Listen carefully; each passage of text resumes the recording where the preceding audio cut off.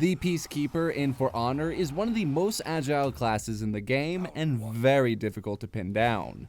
However, on the negative side, she suffers from short range on most of her attacks, and her defense is a bit weaker if you don't have good reaction time. This Peacekeeper guide covers her advanced strategies and tactics for players who already have a general grasp on the gameplay of For Honor. While most classes in For Honor can block in any direction for an infinite amount of time, this is not the case of the Peacekeeper. If you want to block an attack as a Peacekeeper, you need to press the right analog stick in the appropriate direction just before the attack connects. After a very short period of time, she will stop blocking in that direction and you'll have to tap the right analog stick to block again. To help compensate for this minor setback, the Peacekeeper's opponents can't tell which direction she will attack from after a short time in any stance. When she returns to a neutral stance, her attack position is no longer visible to the opponent. This means they won't know which direction to block until the Peacekeeper actually starts her attack.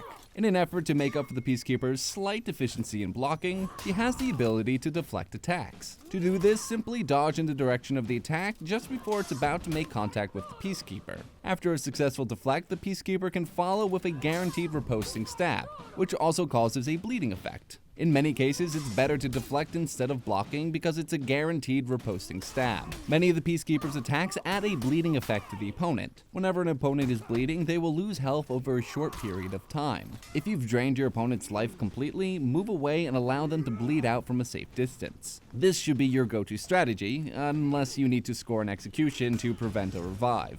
When you land a successful guard break with the Peacekeeper, you have two options. You can go into a throw like most other heroes, or you can initiate a stab. If you press the light attack immediately following a successful guard break, the Peacekeeper will perform a single stab. However, if you press the stab attack again as soon as the first stab connects, you will perform a second stab. Pressing light attack once more when the second stab connects will cause a third stab to execute. The timing on the triple stab can be tricky at first. It's important not to mash the light attack button or else you'll only get a single stab in most cases. After landing the triple stab, the Peacekeeper has the advantage. That means you can attack before your opponent can. Finally, the triple stab doesn't always have to be 3 stabs. You can stop after the first or second stab to perform a natural throw. This is especially useful if you're getting close to an environmental hazard but still want to inflict a decent amount of damage. The dashing thrust is the Peacekeeper's best attack from a distance. It has a deceptive range and you can add the bleeding effect to it by pressing light attack as soon as it connects. However, the big downfall of the dashing thrust is the fact that it's very linear and easy to avoid with a simple sidestep.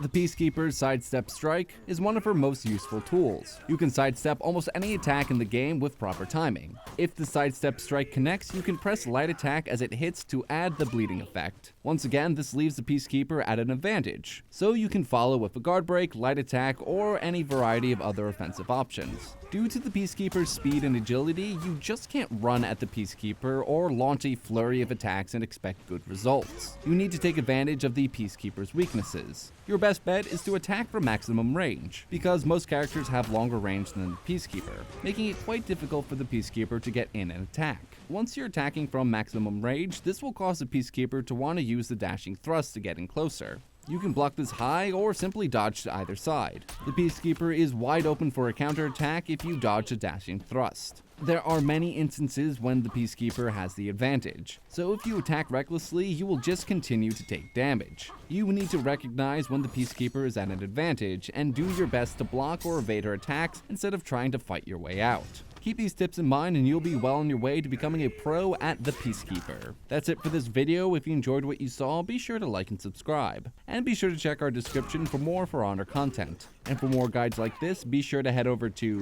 primagames.com.